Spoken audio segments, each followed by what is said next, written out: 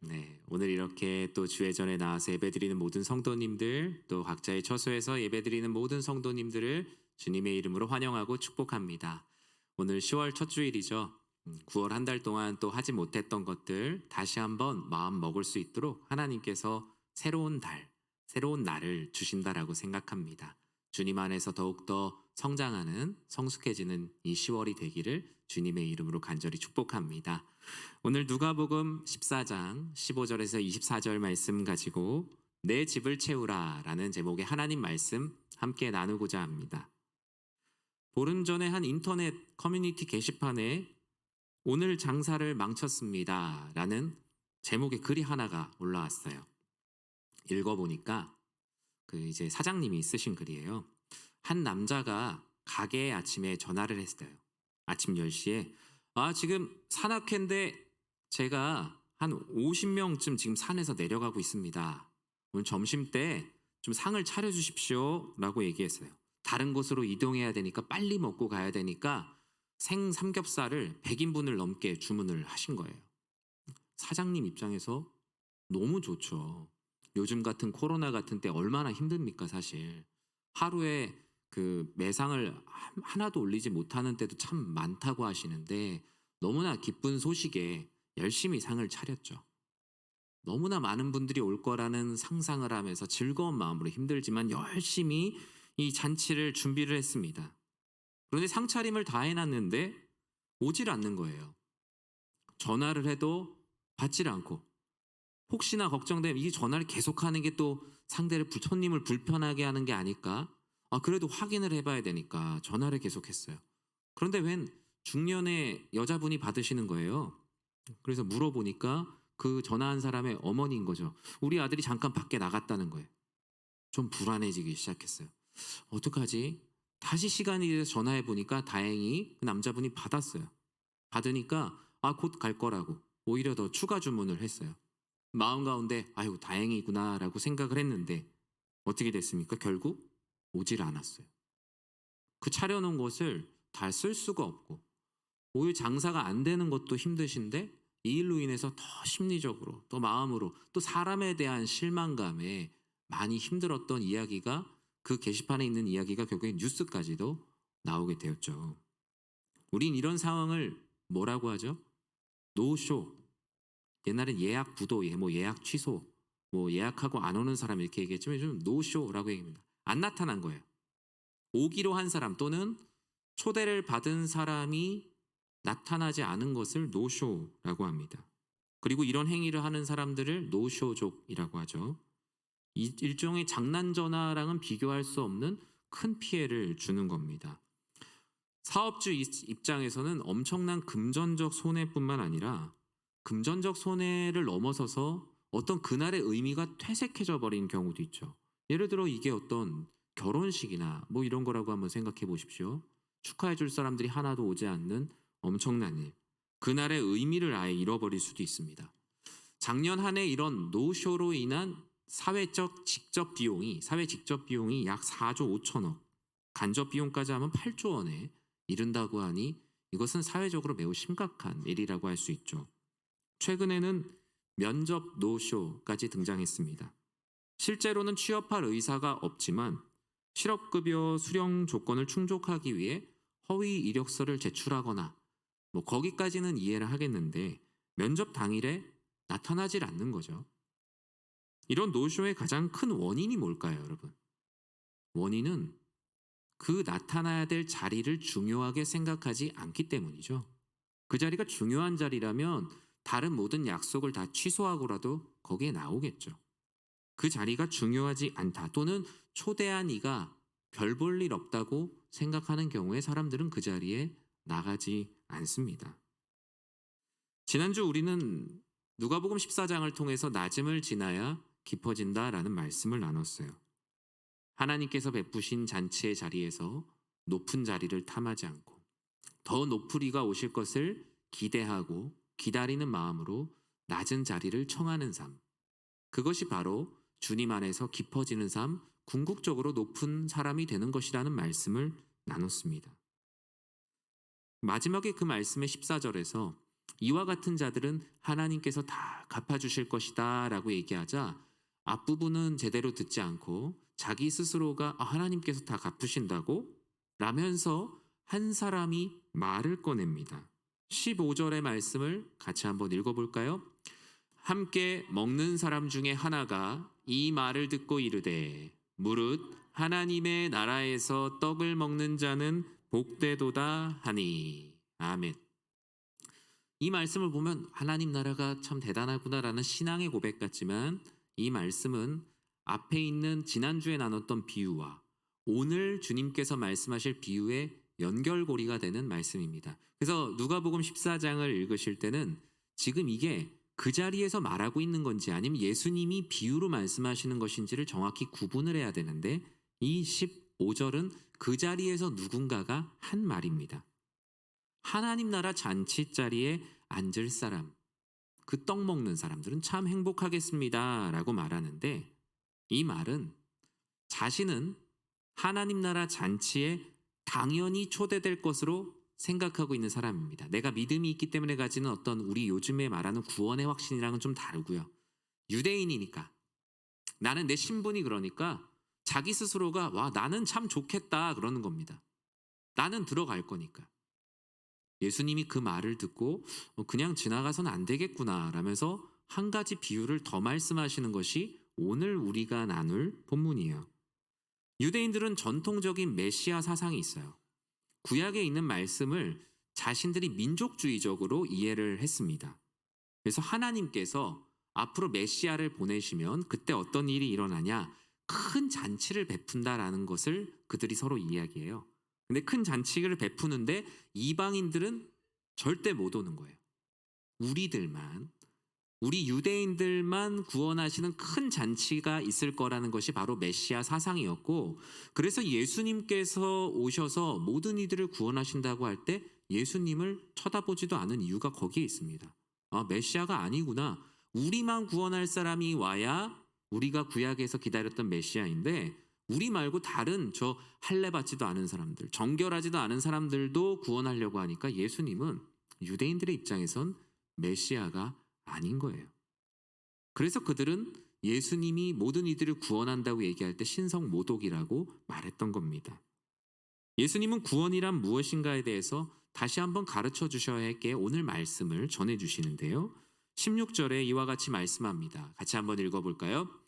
이르시되 어떤 사람이 큰 잔치를 베풀고 많은 사람을 청하였더니. 아멘. 먼저 하나님의 초대, 하나님께서 베풀어 주시는 그 잔치의 성격을 우리가 알아야 되는데요. 하나님의 초대의 첫 번째 특징은 많은 사람을 청하였다라는 것입니다. 누가복음 14장을 처음 시작할 때는 많은 사람을 초대한 자리가 아닙니다. 대비되는 자리죠. 바리새인의 지도자가 자신의 취향에 맞는 자신들이 볼 때 같이 밥을 먹을 만한 수준의 사람들만 부른 거예요. 예수님도 그 중에서 불렀긴 했지만 오히려 예수님을 시험하는 자리가 되기도 했죠. 누구나 다 올 수 있는 자리는 아니었다. 그들이 생각할 때 갖춘 기준들을 갖춘 사람들만 오는 자리였어요. 예수님은 비유를 통해 하나님의 잔치가 무엇인지 그리고 어떻게 초대되는지를 말씀하십니다. 먼저 개념 정리를 한번 해야 될 필요가 있는데 오늘 본문에서 얘기하는 주인은 당연히 하나님이시겠죠. 잔치는 우리를 구원하시는 거겠죠. 그리고 이 주인이 보내는 종은 누구겠어요? 바로 이 땅에 보내신 그리스도 예수를 의미합니다. 먼저 이것을 이해를 하시고 말씀을 들으시면 좋을 것 같아요. 주인이 잔치를 베푸는데 큰 잔치를 베풉니다. 보통 잔치가 아니에요. 세상 그 어떤 잔치보다 먹을 것도 많고 누릴 것도 많고 부족함이 없는 잔치를 베푸시는 게 바로 하나님의 잔치입니다. 오늘 본문 누가복음 14장에 평행 구절이 있어요. 마태복음, 마가복음, 누가복음, 공관복음이라고 하죠. 같은 사건을 다른 이의 관점을 통해서 하나님께서 쓰게 하셨어요. 마치 사람을 앞에서도 보고 뒤에서도 보면서 모든 말씀을 종합하면 온전한 사람이 되는 것처럼 말이죠. 오늘 누가복음에서는 주인이 누구인지 그리고 잔치가 어떤 잔치인지를 기록하고 있지는 않지만 오늘 본문의 평행 구절인 마태복음 22장에 보면 주인은 한 나라의 임금이라고 말하고 있고요. 잔치는 그냥 잔치가 아니라 결혼식입니다. 혼인 잔치. 앞서 말했던 이야기들을 계속 해나가고 있습니다. 그냥 잔치에 안 와도, 그냥 장사를 하는데 예약된 손님이 오지 않아도 엄청난 일이 발생하는데 결혼식에 노쇼가 발생하면 어떻게 될까요? 여러분이 혼주인데 하객들이 150명 정도 오시기로 하셨는데 다 같이 마음을 모아서 안 왔다. 물론 첫 번째는 금전적인 문제가 발생할 거예요. 그날 식사를 대접하기로 했으니까 다 차려놨겠죠. 뷔페도 불렀을 거고 아니면은 뭐 여러 가지 많은 답례품도 준비를 했을 겁니다. 근데 그보다 더 큰 문제는 이 결혼식의 축하를 받아야 될 나의 자녀들이 축하받을 사람이 없다라는 거예요. 그 잔치의 본질적 의미가 훼손된다라는 것이 이 장사를 하는데 그날 손님이 안 온 곳과는 다른 성격의 이야기입니다. 주인의 잔치는 많은 사람을 청했고 많은 사람들을 구원하시고자 불렀는데 주인의 위대함, 주인의 관대함, 주인의 사랑과 도량이 드러나는 잔치임에도 불구하고 그들은 오질 않아요. 큰 잔치를 베푸는 주인이 얼마나 잘 준비를 했겠습니까? 17절에 그 준비한 모습이 이렇게 기록되어 있죠. 잔치할 시각에 그 청하였던 자들에게 종을 보내어 이르되 오소서 모든 것이 준비되었나이다 하며 하나님의 이 세상을 향한 구원의 계획, 하나님께서는 성자 하나님이신 예수 그리스도를 이 땅 가운데 종으로 보내셔서 많은 이들을 구원할 때가 왔다라면서 한 사람 한 사람에게 하나님의 말씀을 보냅니다. 오늘 그 모습이 이 비유로 나와 있죠. 주인이 종을 청한 모든 이들에게 다 보내는 거예요. 하나님의 초대의 특징이에요. 모든 것이 준비되었다. 그리고 올 시간까지도 언제 올지에 대해서 알려주고 기별하고 준비시켜요.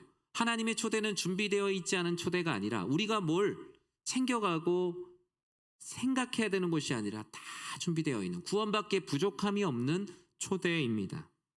이사야 25장 6절에 있는 말씀처럼 모두를 구원할 만백성의 잔이 준비되었다라는 말씀이라고 할 수 있죠.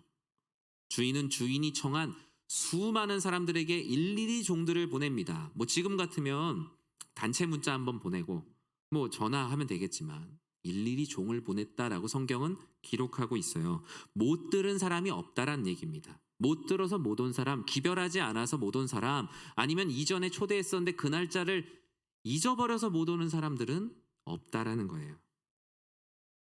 초대한 이들에게 말하죠. 다 준비됐습니다. 부담 갖지 말고 오셔도 됩니다. 라고 말하죠. 모든 이들을 사랑하셔서 초대의 진입 장벽을 다 허물고 다 올 수 있습니다. 다 준비되어 있습니다. 소위 몸만 오셔서 즐겁게 놀다 가세요. 라고 얘기하는 정말 마음이 아주 넓은 주인의 마음처럼 종들까지 일일이 보내서 잔치 시작 전에 알림까지 해주고 있습니다. 그런데 충격적인 일이 일어나죠. 임금이신 하나님의 초대, 이 초대에 노쇼를 하는 대참사를 오늘 본문은 기록하고 있습니다. 18절 상반절에는 그 노쇼가 얼마나 충격적인지를 말하고 있어요. 상반절에 뭐라고 말합니까? 다 일치하게 사양하였다.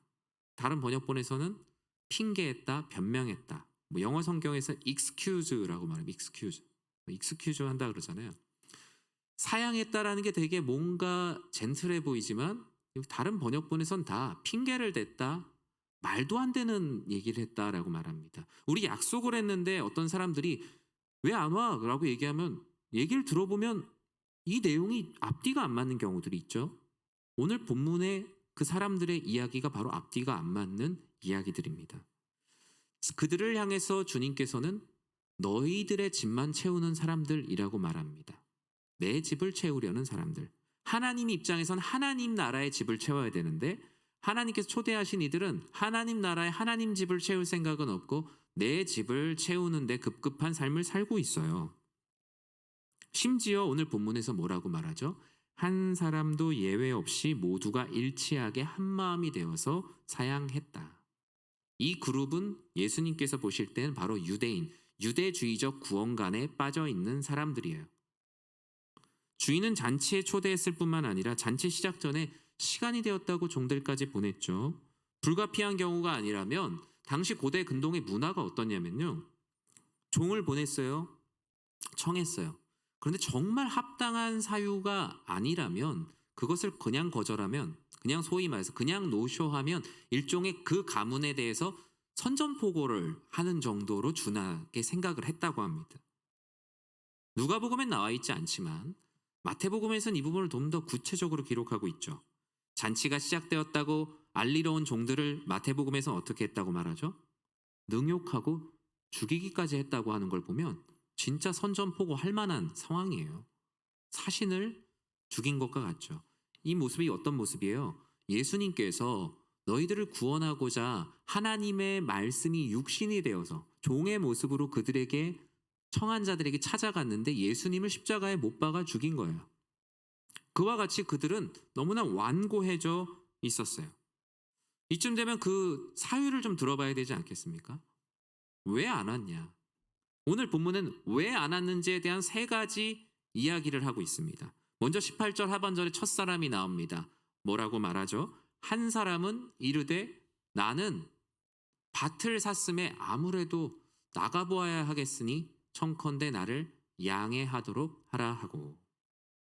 쉽게 말하면 내가 지금 땅을 사서 이미 산 땅을 좀 보러 가야 돼서 못 가겠습니다. 양해를 좀 해주십시오. 잔치를 베푼 하나님의 관대한 은혜를 냉대합니다. 밭을 샀으니 밭에 가봐야겠어. 밭을 사러 가는 것도 아니고 이미 샀어요. 주인의 관대한 초대는 사양하면서 자신이 거절하는 것에는 양해를 바라고 있어요. 이런 변명과 핑계는 전염이 되고 있어요. 19절에 보면 또 어떻게 말합니까? 또 한 사람은 이르되 나는 소 5겨리를 샀음에 시험하러 가니 청컨대 나를 양해하도록 하라. 제가 봤을 때는 앞사람 얘기한 거 보고 따라가는 것 같아요. 반 얘기했으니까 그래 소다. 이제 그런 거죠. 우리 앞에서 선생님들이 너의 숙제 안 해왔어? 그러면 어제 제가 몸이 아파서요. 다음에 사실 저도 몸이 아파서요. 이런 것처럼 그 핑계와 변명이 전염되어져 가고 있어요. 소 5겨리면 소 10마리죠.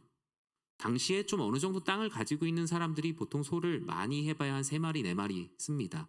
이 말은 소 10마리를 가지고 가서 우리 집에 쓸만한 소 한 서너 마리를 고르는 그 시험하는 일에 간다는 이야기입니다. 굳이 이 일을 지금 해야 되는가? 다음 사람의 변명은 점점 더 점입가경입니다. 20절에 보면 이렇게 쓰여져 있어요. 또 한 사람은 이르되 나는 장가 들었으니 그러므로 가지 못하겠노라 하는지라. 결혼식이죠. 그런데 나는 결혼을 해서 결혼식에 갈 수가 없습니다. 이게 지금 우리 한국 사회 문화에선 이해하지 못하는데 이건 율법을 이해해야 됩니다. 모세의 율법에 보면 결혼한 남자는 1년 동안 전쟁에 차출되지 않아요. 왜냐? 성경에도 쓰여져 있거든요. 가정을 돌보는 일들 때문이죠. 근데 그건 전쟁이잖아요. 이거는 잔치입니다. 이 말씀이 의미하는 것은 율법의 자기 합리화예요.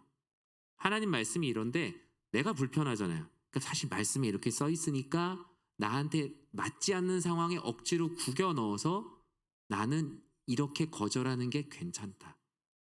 나는 죄를 짓지 않았다. 스스로를 합리화하고 있어요. 마지막 사람은 앞에 두 사람하고 또 달라요. 앞에 두 사람은 그래도 변명이라도 양해를 바랍니다라고 했다면 마지막 사람의 말은 이 개역 개정 성경에는 그래서 가지 못합니다라고 말하지만 타 번역본에 보면 이렇게도 쓰여져 있어요. 내가 결혼했는데 거기를 도대체 어떻게 갑니까? 오히려 따지듯이 물어보는 이야기들이 있었습니다. 초대를 거절한 세 사람, 밭을 산다고, 소를 사서 시험해봐야 한다고, 결혼을 했다고 거절한 이들은 하나님의 큰 잔치를 거절한 자들이에요. 그런데 그들이 잔치가 싫어서냐? 그건 또 아니에요. 왜냐? 그들은 이 핑계에 공통점이 있어요. 첫 번째는 언제든지 내가 원하면 그 잔치는 갈 수 있다. 다음에 또 있겠지라고 생각을 한 겁니다. 그리고 나는 그 잔치에 가지 않아도 그 잔치가 주는 모든 영향을 충분히 가지고 있다라고 생각하는 겁니다.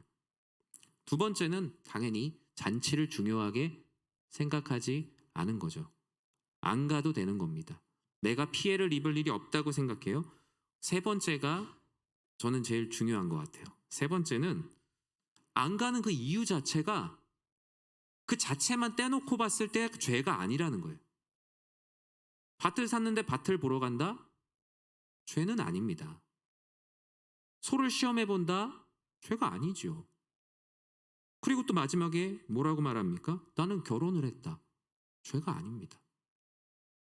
그래서 죄라는 것을 못 느껴요.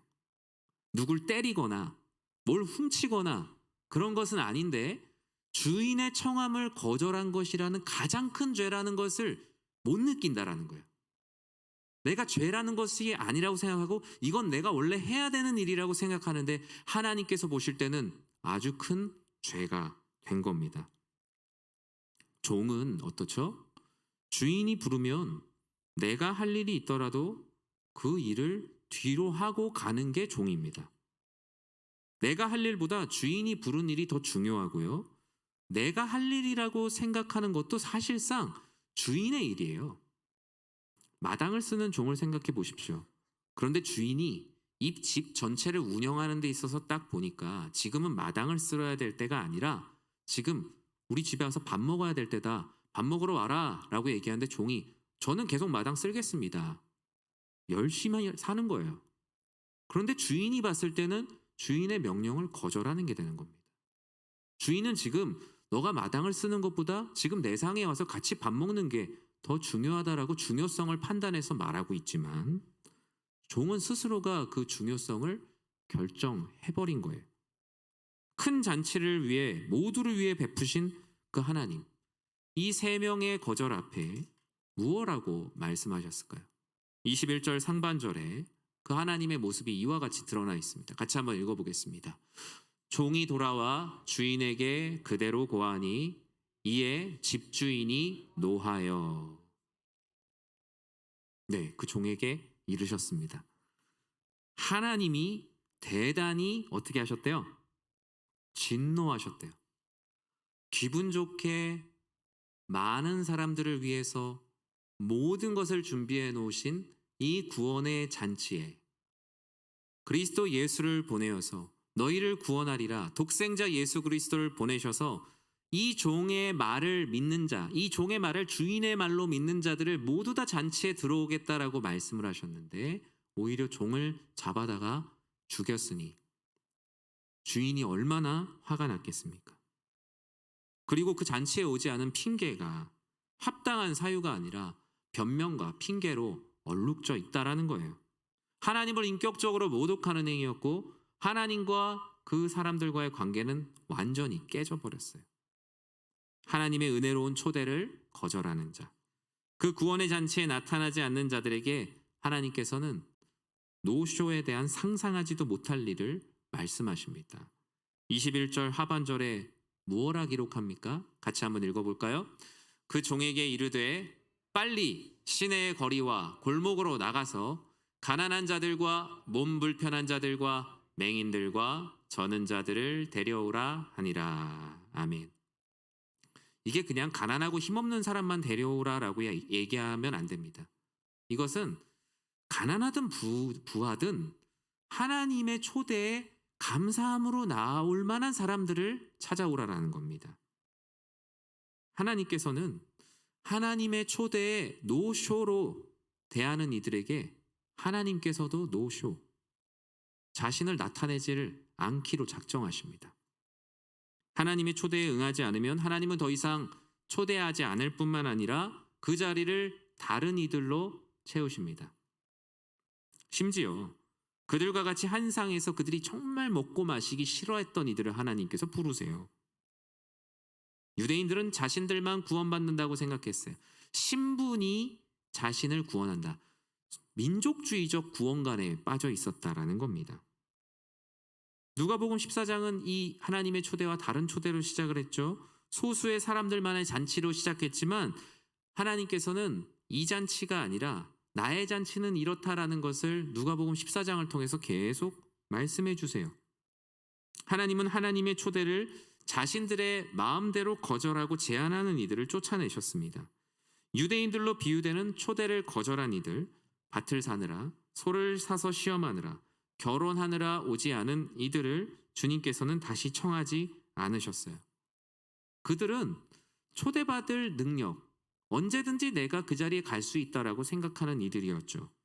그러나 주님께서는 초대받을 능력이 없는 사람들, 도무지 그들을 봤을 때는 하나님의 은혜가 아니고서는 구원받을 증거가 하나도 없는 사람들을 불러오라고 하십니다. 그런데 그럼에도 불구하고 잔치 자리가 계속 남아 있습니다. 하나님의 이 구원하시는 큰 잔치가 얼마나 많은 사람을 부르는 자리인지 그 자리가 남아 있대요. 하나님 나라에 거할 곳이 많다라는 게 정말 맞더라고요. 주인이 종에게 말하죠. 23절에 보면 다시 한번 이렇게 얘기해요. 주인이 종에게 이르되 길과 산울타리가로 나가서 사람을 강권하여 데려다가 내 집을 채우라. 아까는 거리와 골목, 소위 말해서 기본적으로 그 시대가 생각하고 있던 구원 받을 만한 사람들을 불렀다면 이제는 어때요? 성 밖에 이방인 구원을 말하는 거죠. 아무도 생각하지 못한 이들, 유대인이나 헬라인이나 야만인이나 어느 누가 되더라도 이 잔치를 은혜로 받고 기쁨으로 나올 수 있는 사람들을 다 강권하여 부르라라고 말합니다. 심령이 가난한 자가 부욕해 되는 말씀이죠. 주인은 내 집을 자기들의 원하는 방식으로 채우려고 하는 사람으로 채우지 않겠다. 나는 오직 이 집에 온 게 정말 이건 주인의 은혜로 내가 여기 초대받았구나라는 이들로만 나의 집을 채우겠다라고 말씀하세요. 언제든지 내가 그 자리에 가서 한 자리 하겠다고 하는 사람들을 다 쫓아내시고 이 자리는 오직 주인의 은혜로만 왔다고 하는 이들로 하나님의 집을 채우겠다라고 하십니다. 하나님은 자신의 능력이 있어서 언제든지 내가 이 집에 올 수 있다고 생각하는 이들로 하나님의 집을 채우지 않으십니다. 내 집의 모든 것들을 다 채우고 하나님의 집에 오겠다고 시간을 자기 것인 마냥 살아가는 이들을 하나님의 집으로 채우지 않으세요. 자기 일에 바쁜 이들로 하나님의 집을 채우지 않으시며 하나님은 오직 하나님의 은혜에 감사하고 하나님을 경외하는 이들로만 하나님의 집을 채우십니다. 그들이 성 밖에 있더라도, 그들이 길가에 있더라도, 산 울타리가에 있더라도, 움집을 짓고 성 밖에 살지라도 그 하나님의 초대에 기쁨과 감사함으로 나오는 자들로만 하나님 나라, 하나님의 집을 채우신다라고 말씀하시죠. 왜 그렇죠? 하나님은 경외함을 받는 분이시지 만홀히 여김을 받는 분이 아니시다라고 성경이 말씀하고 있기 때문입니다. 말씀을 맺습니다. 오늘 본문은 우리들에게 결단을 요구합니다. 나의 집을 채우는 삶을 우선으로 살 것인가? 하나님의 집을 채우는 삶을 살 것인가? 그리스도 예수께서 친히 종의 모습으로 오셔서 잔치의 때가 됐습니다라고 말할 때에도 내가 하는 일들을 멈추지 않고 언제든지 내가 갈 수 있다고 생각하는 사람이 될 것인가? 아니면 다른 모든 것들을 다 내려놓고 하나님의 초대에 즉각적으로 뛰어가는 사람, 하나님의 집을 채우는 사람이 될 것인가를 결단하는 말씀이 됩니다. 세상에서는요, 예약된 자리, 초대된 자리, 가기로 약속한 자리에 가지 않으면 사과하면 됩니다. 도덕적 책임을 지거나 도덕적 책임으로 감당이 안 될 때 금전적 보상을 하면 됩니다. 아까 얘기한 그 삼겹살집의 사건도 사장님, 제가 죄송합니다. 원래 그 고깃값이 100만 원인데 정말 제가 죄송한 마음을 담아서 1000만 원으로 보상하겠습니다. 그럼 사장님하고 악수하고 끝납니다. 잘 화해되는 거죠. 세상에서 일어나는 초대에 노쇼 했던 일은 어떤 방식으로든 해결을 할 수 있습니다. 그러나 하나님 나라에서 하나님께서 우리를 구원으로 부르신 초대는 노쇼 한 일이 내가 책임을 질 수가 없는 일이에요. 우리는 하나님이 초대하신 그 자리에 반드시 자신을 보여야 합니다. 그것이 우리의 죄를 위해 십자가에서 죽으시고 부활하사 우리를 구원하시고 우리를 초대하신 주님의 사랑에 대한 사람의 사람됨입니다. 그런데 이런 사람의 사람됨을 감당하지 않으면 본문은 24절에서 아주 무서운 말씀을 하고 있어요. 같이 한번 읽어볼까요? 내가 너희에게 말하노니 전에 청하였던 그 사람은 하나도 내 잔치를 맛보지 못하리라 하였다 하시니라. 아멘. 무서운 말씀이죠. 유대인이라고 구원받는 것이 아니라 예수를 그리스도로 믿는 자, 그 예수 그리스도를 주인 되시는 성부 하나님께서 보낸 주님의 종이라는 것을 믿고 순종하는 자들에게만 허락되는 것이 하나님 나라요 하나님의 집입니다. 우리는 그것을 천국이라고 하지요. 지금 시대에 적용을 한다면, 우리의 삶에 어떻게 살아야 될지 조금 적용을 하자면, 직접적인 적용은 아니지만 우리가 이력서에 기독교라고 쓴다고 해서 구원을 받는 것은 결코 아닙니다. 교회 교인으로 등록되어 있다고 하나님 나라 잔치에 들어갈 수 있는 것 결코 아니지요. 주님의 부르심에 예라고 대답하며 자신을 보이는 자. 하나님의 잔치가 그 어떤 나를 위한 잔치보다, 밭을 사는 일보다, 소를 사서 시험하는 일보다, 내가 결혼한 그 모든 상황보다 더 중요하다고 생각하여 잔치집에 빈자리가 없도록 초대에 감격하여 내가 그 자리에 앉고 이와 같은 초대 다 와도 되는 거래, 누구나 와도 다 준비되어 있는 거래 라면서 다른 이들을 청하여 함께 올 수 있는 자. 하나님께서는 그런 자들을 통하여서 일하시고 하나님의 집을 그런 귀한 겸손한 이들로 채우십니다.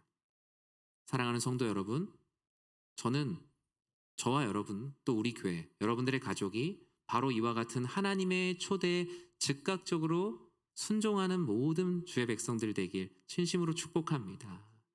여러분 삶에 저도 마찬가지지만 우리 각자의 집을 채우느라 참 분주한 일이 많죠. 그리고 그것이 보면은 아까 얘기했잖아요. 그 자체가 죄는 아니에요. 자녀들을 위해서 열심히 돈 벌고 내 일에 성실히 행하고 내가 하고 있는 일들을 열심으로 다하는 것. 오히려 사회에선 그것을 근면과 성실이라고 말할 수도 있습니다. 그러나 하나님께서 하나님 나라의 잔치가 시작되었으니 들어와라 라고 한다면 우리는 그 자리에 최선을 다하여 나아가야 돼요. 거기에 우리가 지금 하고 있는 일도 그 하나님의 일이에요. 돈을 버는 것, 열심히 사는 것 다 하나님의 일인데 하나님이 종에게 말씀하시지 지금 그거 말고 일단 여기 와라 라고 얘기하면 그냥 가면 되는 겁니다. 우리의 신앙생활이 항상 그런 거예요. 신앙생활과 우리의 세상에서의 삶이 결코 구분된 일이 아니라는 겁니다.